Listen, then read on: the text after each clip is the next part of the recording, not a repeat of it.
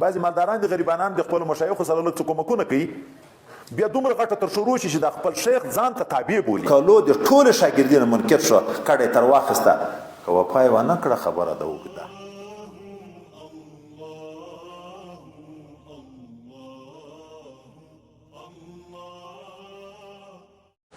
موږ ته خپلو مشایخ کرامو دغه هدایت کړي دي چې زنانو په بیعت کې به څه تفصیل وي هلته به اجمال نه وي موږ نرانو ته بیعت کې اجمال کوو ځکه نران د دین مسائل بار بار اوري جمعې لمانځه ته ځي د اختر لمانځه ته ځي په جلسو کې شریکېږي د ټول دین نه خبر دي خو د ښځو په باب کې خصوصا زه په خپله چې کوم خدای پاک توفیق راکړي چې بیعت کوو نو یغو ته خصوصا د ستر مسائل ګوښې ذکر کوو دا خالونه ویل ناروا دي خو لعنت په ویل شوی ده په اکثرو قومونو کې رواج دی د خالو خبرې ځان ته ورته ذکر کوو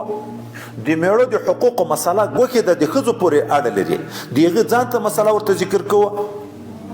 دا د نیاحت خبره ځان ته ورته ذکر کوو چې هغه کوم ځای کې د تفصیل ضرورت وي وای دغه اصل ده چې نبی علیه السلام بعضې ته لکه د جریر په بیعت کې نصح لکل مسلم هم ځان ته ورزیات کړه په نرانو کې هم ګوره هغه د فرق وکړه چې نور خلکو یې نه واخیستې د ده نه دغه بیعت هم واخیست چې ته به ناصح د هر مسلمان دپاره خیرخوا به د هر مسلمان دپاره موږ تاسې د یو څو سبقو کې د نږدې وویلې چې پیغمبر علیه السلام د هر چا د حال موافق جواب ورکوه که یې نه کوه سړي ته هم کته د هر چا د حال موافق خبره ورته کړه موږ یو خلیفه صاحب د یو مشر خلیفه صاحب قصه کړه وایي زه ورسره ناست وم ده به چې بیعت چاته ورکړو دا خلکو کې وایي ما پسې پام و داسې نیمه ورځ زه وایي ورسره ناست وم غلې به یوه ته وویلې چې دا سود ونه کوې یوه ته به بیا وویلې چې دا غیبتونه به ډېر نه کوې زه وایم سر نه خلاصېدو یوه ته یوه خبر کوي بل ته بله وروسته چې دغه خو شریع حکم دغسې ده چې اوس د سړي حال خدای پاک ورته معلوم کړه او هغه خبره عادي ده ورسره اصلاح یې دغسې کېږي نه چې هغه شی تر څو پورې نبي علیه السلام ته صحابي مبارک راځي چې ما ته نصیحت وکړه خو کم موږ تاسو د دومره ترمذي کې را روان ده کم چې زه یادم کم عملا پوه کړی شم نبي علیه السلام ورته لا تغضب خوشکې به نه کوې هغه ورته بل څه راته وکړه یا دا مانه دومره کم هم نه یوه بله خبره هم راته وکړه د نبی علیه السلام ورته لا تغضب د هر چا د حال سره موافق پیغمبر علیه السلام جواب او د هغه د اصلاح سوچ کړی نو بیعت کې وایي دغسې هم کړی شي سړی چې اوس یو بل څوک دې داسې نه کوي موږ کشتم خلیفه صاحب مبارک بعضې مریدانو ته د مراقبې ورزیاتولې موږ اووه مراقبې دي ده به لس ورکولې دوی به نورې زیاتې ورکولې هغه ما یو ځای ولیده چې کله د هغه مرید کمال په هغو مروجو وظیفو نه وي شوی نو نورو ته هم ضرورت لري نور داسې اذکارو ته ضرورت لري چې هغه ونه کړي تر څو د ده اصلاح نه راځي حتی داسې وي چې ضرورت واقعي پیر وي کله خدای دا حال معلوم کړي چې دا مولوي صاحب نه تکبر ډېر غټ د ځان غټ صوفي کوي د دغه عجب نه ورکېږي تکبر یې نه ورکېږي چې کار جوړ شي چې د خلکو د وړاندې خوشکې ورته ونه کړي ذلیله یې نه کړي تر هغه وخته د دې اصلاح نه راځي کله به په خوشکه باندې د یو چا اصلاح راځي کله به د خدمت حکم ورته کړي موږ تاسو چې مرقات شریف وګورو د مشکات شریف شرحه نو هغه کې چې یو وخت یو غټ ولی الله دغه یو عالم راغی د بیعت لپاره او عالم ډیر ښه عالم ده هغه چې بیعت ته راغی د شرط دا پکې ښی چې زه تا ته بیعت در کوم خو په دې شرط چې دا د ټولو جوماتوالو څپلۍ به سموې وایي حال ورته معلوم شو چې تکبر ډېر ده پکې هغه انکار وکړه چې زه شیخ الحدیث مثلا زه ملا د عوامو څپلۍ په ما سموي دومره نه اهله پیر ده بېرته ته لاړ خو وایي بېرته د کتاب د وجې نه د مطالعې د وجې نه د تصوف اهمیت ورته معلوم و او بل چا باندې زړه هم نه لګېدو بیا راغی دغه پیر ته هغه بیا دغه شرط ورته کېښی چې په دغه شرط دی لګیا شو د جومات والو څپلۍ یې سمولې یوه جمعه چې دا کار وکړو شیخ ورته ویل بس ساتي به نورې نه سموي وای په ریا لګیا شو. اول تکبر و، دلته په معنویت کې چې خلک به چې دا مولوي صاحب څومره ښه سړی دی، د عوامو څپلۍ سموي، د ټولو خلکو په ریا لګیا شو. ده ورته نه به سموي، اول یې منل نه سمول، دلته بیا پرېک نه منل چې دا خو خیر دی، د ثواب کار ده، او ورته مه یې سموه، دی ورته د ثواب کار ده. شیطان په یو حال کې هم سړی نه پرېږدي، علاج به بضد وي.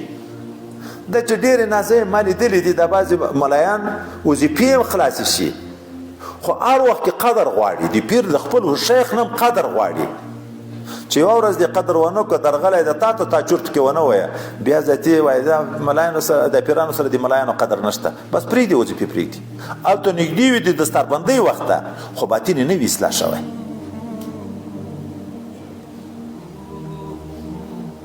په بعضې چا کې به بیخي چورت سړی نه وایي. بعضې مالداران دي غریبانان د خپلو مشایخو سره لږ څه کومکونه کوي، بیا دومره غټه تر شروع شي چې د خپل شیخ ځان ته تابع بولي. اوس نو چې دی ورغی، پیر به مړی هم ورته کوي، پیر به د قدر هم کوي، هر څه به یې کوي چې حاجي صاحب راغلی دی، ځکه خو ما ته روپۍ راکوي،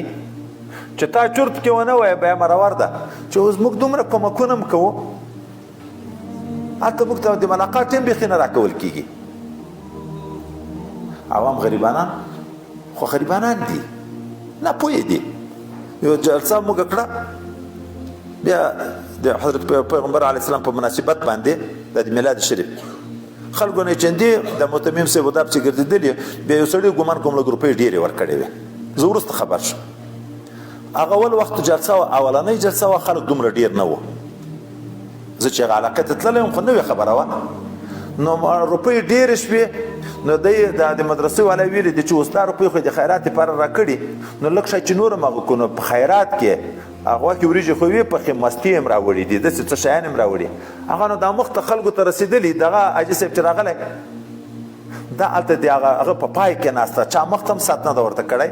چې مخ ته راشي، ناست هلته ده. بیا دوه درې ځایه غږېدلی وه، وایي چندو ته ښه راته ولاړ هر ساعت، خو بیا هلته د موږ دا قدر نشته چې دا اوس مشر د مخ ته کښېني، یو بل ته 15 قسمه شیان ایښي، موږ ته صرف دغسې وریجې ایښي. عوام خو مالې ګیله نشته، تر اخر نه دین نه خبر، خو ملا چې داسې کوي، د ډېر لرې ځای نه یو ملا چا د موږ صفت ورته کړی، د بیعت په نیت راغلی. دا جزئیات په ذکر کوم ځکه د بیعت مسله ده چې دا شیان موږ تاسو دماغ کې بیا بیرته تللی، زه په خبر نه یم، راغلی یم دا په نیت د بیعت باندې، بیرته هم تللی ده د جلسې نه. بیا یې هغه شیخ صاحب راته وویلې، وایي داسې یو عالم ده، ښه ملا ده، د بیعت شوق و، بیا ما مشوره د تا د ځای ورکړه، چې بیرته راغی پوښتنه مې ترې وکړه چې بیعت یې وکړو؟ وایي نه. وایي ما ویلې ولې؟ وایي ویلې علم خو ډېر خوند راکوه، سبق کې کېناستم، تحقیق و ډېر ښه تحقیق و، دا شیان خو نور خو ډېر کوه، خو دا چې مریدانو ستړي مشې ورکولې، د ده لاسونه یې ورمچول، دا د ما په وس نه ده پوره چې زه به د ده لاسونه مچوم، دا د ما په وس نه ده پوره چې زه یې لاسونه مچوم. نو ما ویلې دغه سره وخت نه تېرېږي، بېرته ته راغلم، خو ما یې مچول ضرور دي.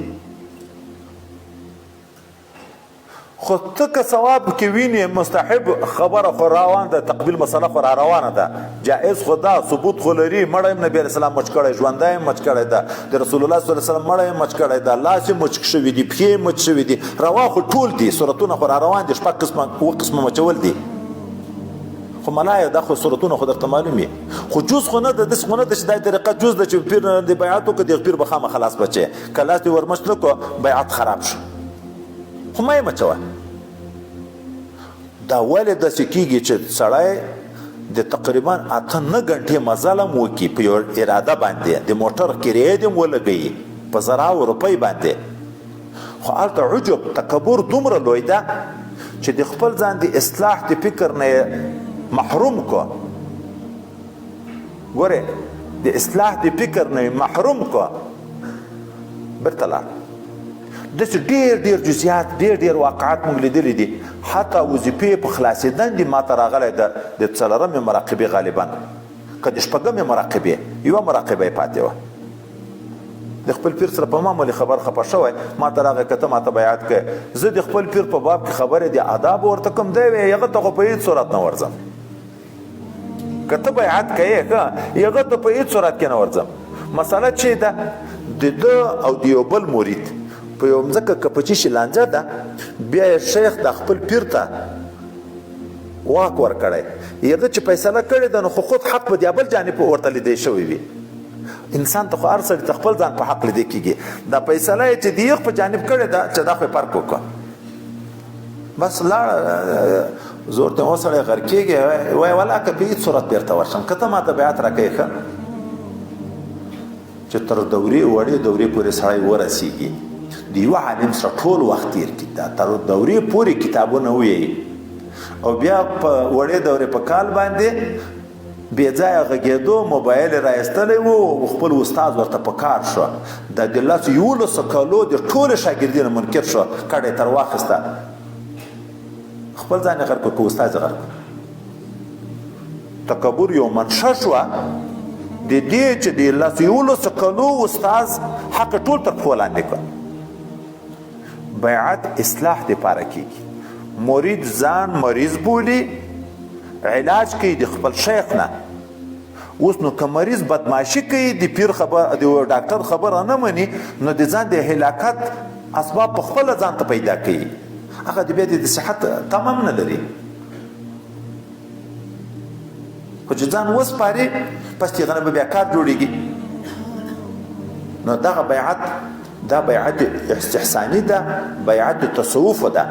اوس نو نبی علیہ السلام ویل چې که چا بیعت باندې وفا وکړه، د بیعت ګټه او تاوان هم خپله دته ده، په ما دې څوک احسان نه باروي. ګورئ رسول الله صلی الله علیه وسلم بیعت که چا وفا وکړه خدای به اجر ورکوي، پیر اجر ورکوي که الله تعالی ورکوي، د شریعت د پایبندي اجر څوک ورکوي. خو که وفا ونه کړي دی ګناه نه پرېږدي، تاوان یې چاته ده؟ خو د خدای د دین مخالفت کړی، د پیر د دین خو مخالفت نه ده کړی، خو د خدای د دین مخالفت کړی. نو که چا وفا وکړه فاجره علی الله، اجر په الله ده، علا د الزام دپاره راځي، وجوب علی الله خو نشته. په چا چې کوم شی واجب وي نو که هغه شی ونه کړي بیا هغه ته سزا ورکول کېږي. په خدای پاک بل حاکم شته چې که خدای پاک هغه کار ونه کړي بیا الله ته سزا ورکړي. نو وایي دغه وجوب تعبیر د وجوب شوی تحقق ته اشاره ده. خدای پاک په خپل وعده کې خلاف نه کوي، دا خپل وعده د دین په مقابل کې چې د جنت کړي لکه په ځان چې واجب بللی. وجوب من الله، وجوب علی الله نه، په واقع کې وجوب من الله د خپل طرف نه په خپل رحم په تقاضا باندې په ځان لازمه کړې ده چې زه به دغه مؤمن ته دغه نیک عمل انسان ته جنت ورکوم. نو دغه وجوبم احسانا ده، الزاما نه. فاجره علی الله، چا چې وفا وکړه اجر په چا باندې ده؟ په الله تعالی باندې ده. که وفا یې ونه کړه خبره ده اوږده، دا د الله